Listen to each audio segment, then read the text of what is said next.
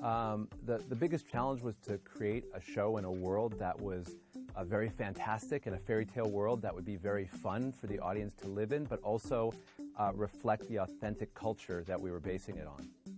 Well, I mean, I love doing research, so it was a great experience for me. And I've been inspired by Latin American culture all my life, so it was really fun to not just dig into the myths and the legends and the folklore, but some of the history and certainly the music.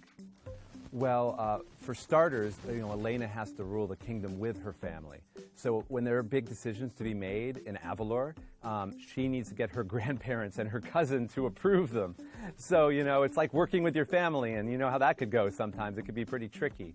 But, she's looking out for her sister, Isabel. They've had a troubled past. An evil sorceress once invaded the kingdom and killed her parents. So Elena's very protective of her little sister. So between taking care of her sister and ruling the kingdom with her grandparents, there's just a real focus on the family in every single episode.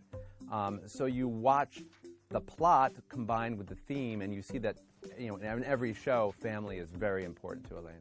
Well, in doing the research into the music, we saw that guitar was so important to Latin music. But even more than that, I wanted to create a princess that played an instrument. I thought that was really cool. They all sing, but I don't know if any of them play instruments. And so I felt like Elena should play an instrument. It felt natural that she should play guitar because it's used so frequently in Latin music. And then we thought it would also be fun if her grandfather played guitar and they played together.